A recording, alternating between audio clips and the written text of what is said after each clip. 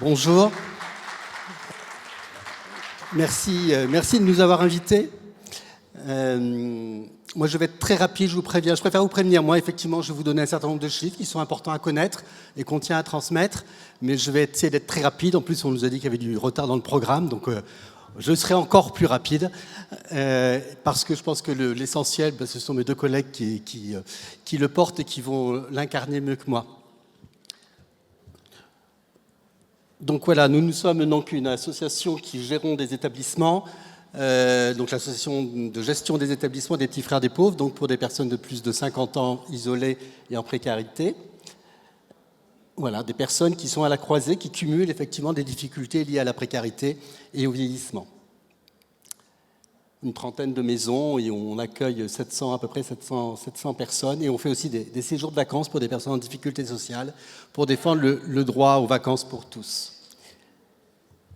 Je vais vous faire simplement un rappel parce que c'est peut-être des chiffres qu'on ne connaît pas assez pour dire que effectivement il existe 723 000 personnes âgées qui vivent en dessous du seuil de pauvreté. Depuis les années 2007, en fait, le niveau de vie des personnes âgées a diminué, alors que depuis la guerre, il avait augmenté. Depuis 2007, il faut savoir qu'effectivement, ce niveau de vie diminue chaque année. Les premières choses que les personnes suppriment lorsqu'elles, effectivement, on voit leurs ressources diminuer ou lorsqu'elles ont, de fait, toute leur vie des ressources minimes, il faut savoir que ce sont en premier lieu toutes les actions relationnelles et d'insertion sociale. Je vais passer. Voilà, effectivement, là aussi, ce qui est important aussi à savoir, c'est que, en fait, il y a une spirale qui fait que plus une personne est en difficulté sociale, plus elle est en difficulté financière, plus son réseau social va se diminuer et plus son niveau de dépendance va augmenter. Plus son niveau de dépendance va augmenter, plus son isolement va augmenter. Donc c'est un peu une spirale comme ça, ce qui veut dire qu'il faut lutter sur 3 éléments, effectivement, sur la prévention de la perte d'autonomie, il faut lutter contre le problème de la précarité financière et contre l'isolement, puisque les 3 interagissent. On peut noter aujourd'hui, donc vous pouvez trouver ça sur Internet, dans donc le rapport des Petits Frères, 750 000 personnes aujourd'hui sont considérées comme en situation de mort sociale, c'est-à-dire qu'ils n'ont pour ainsi dire aucune relation sociale. Maintenant, je vais laisser la parole à mes 2 collègues. Une pension de famille, on vous a expliqué tout à l'heure ce que c'était, la Fondation pour le logement tout à l'heure, donc je ne vais pas revenir dessus, puis de toute façon vos témoignages mettront beaucoup plus de cœur à ce que je pourrais en dire.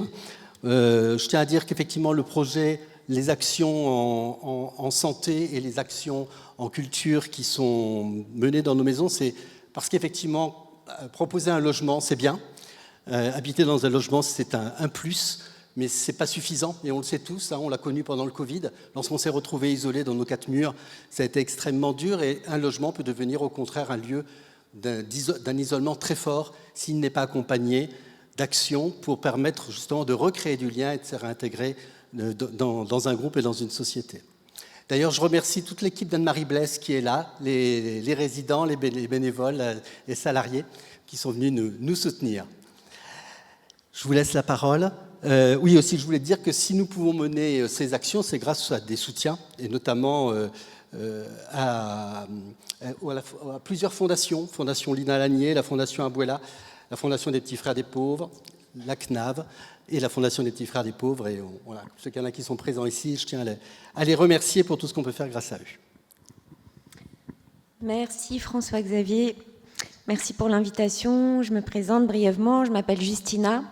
Et je fais un drôle de métier à la pension Anne-Marie Blaise, Paris 18e. Je suis père aidante en santé mentale. Je suis toujours un petit peu obligée d'expliquer ce que c'est la père aidance. Moi-même, j'ai découvert ce métier il y a 2 ans. En fait, c'est mon histoire de vie qui est devenue un savoir expérientiel. Voilà, j'ai eu beaucoup d'errance au niveau de ma santé mentale. Une grosse addiction à l'alcool pendant des années, ça m'a valu des hospitalisations, beaucoup de traitements, Je suis sortie de tout ça et aujourd'hui, j'accompagne un public de 55 ans et plus qui parfois a eu un parcours de rue.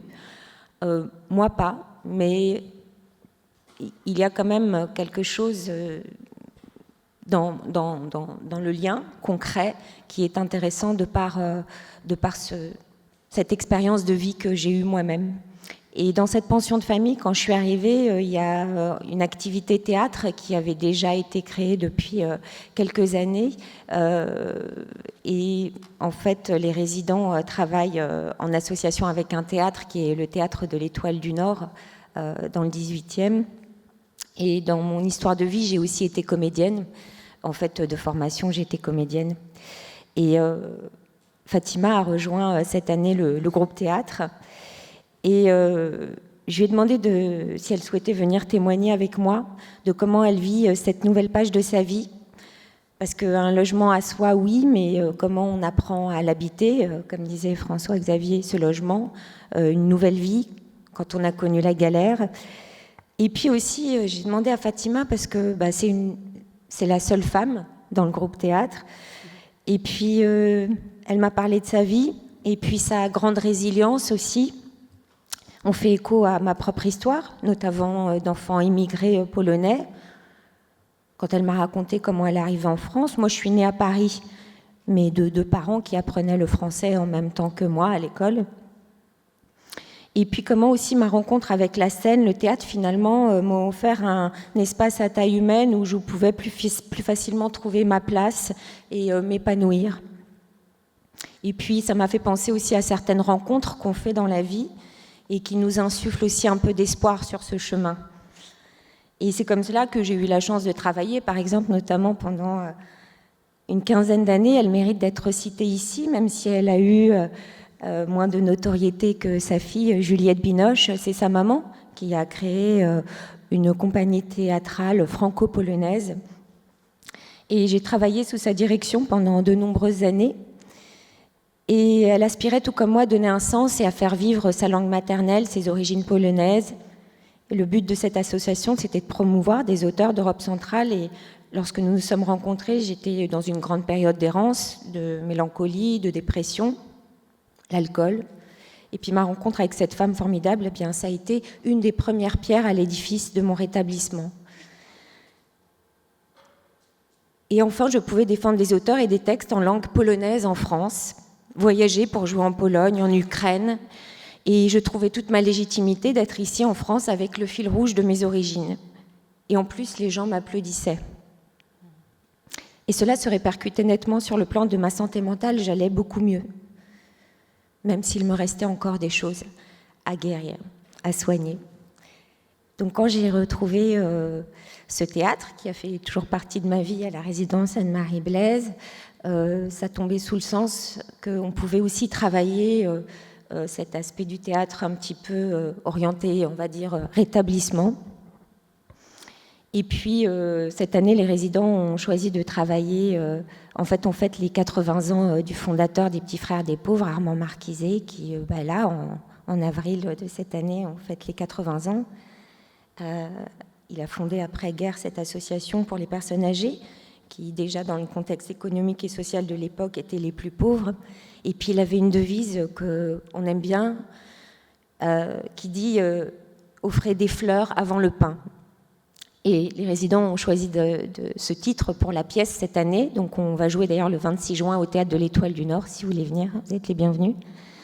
Voilà, des fleurs avant le pain, parce que oui, donner à manger à des gens qui ont faim, mais enfin bon, il y a des tortionnaires qui filent à bouffer aussi, hein. Donc en fait, donner des fleurs avant le pain, ouais, je crois que c'est vraiment notre job. C'est comment on donnait de l'attention en fait aux gens, tout simplement, de l'amour avant tout. Et je laisse la parole à Fatima.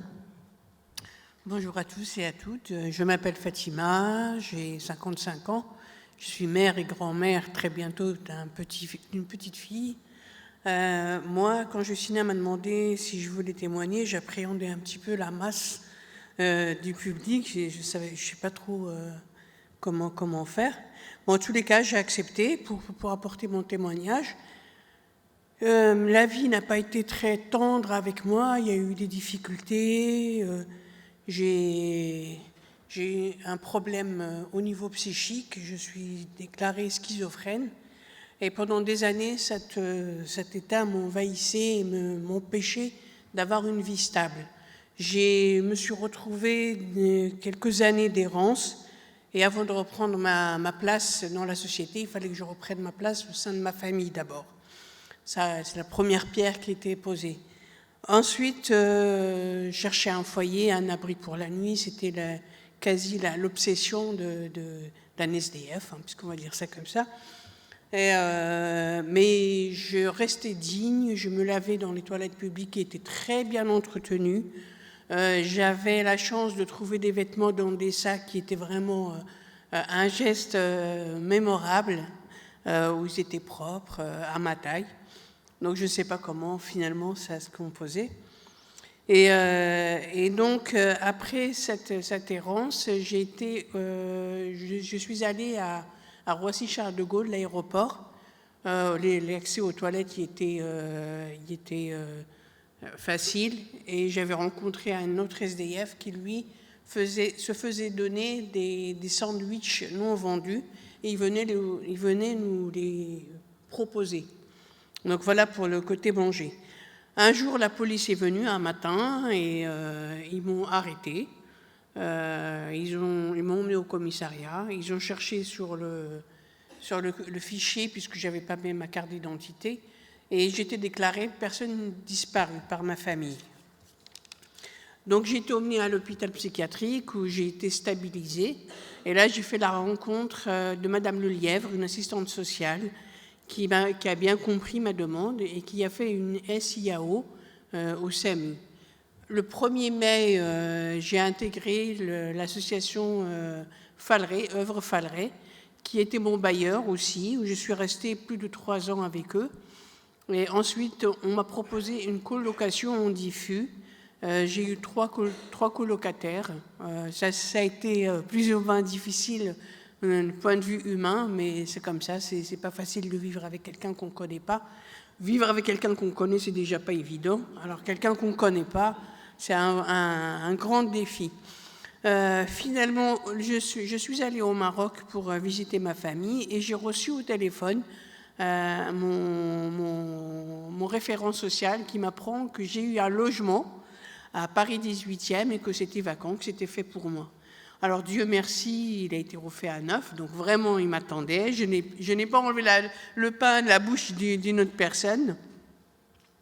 Et donc depuis, ça fait maintenant un an que je suis à Anne-Marie Blaise, la pension de famille, l'association Petits Frères des Pauvres, avec lesquels nous avons fait divers voyages à Djerba, à Saint-Jacques-de-Compostelle, la Seine-sur-Mer. Et bientôt, on va aller à Damgan ou à une autre famille, je ne sais pas encore. Donc voilà, j'espère que je ne vous ai pas trop embêté. Je me suis inscrite au théâtre avec Justina et Emma, qui est metteuse en scène, et nous préparons un spectacle pour les 80 ans des Petits Frères des Pauvres, où où mon personnage est Suzanne et je suis la confectionneuse du gâteau, à qui est arrivée une mésaventure. Si vous voulez en savoir plus, vous êtes les bienvenus au Théâtre du Nord. Voilà, je vous remercie de m'avoir écouté, et c'est vraiment intense, cette chaleur humaine. Je crois en l'homme, malgré ses défauts, mais il a quand même une énergie, une spontanéité, quelque chose qui survit, en fait, la survie. C'est un instinct de survie, c'est incroyable. Voilà, je vous remercie et à très bientôt.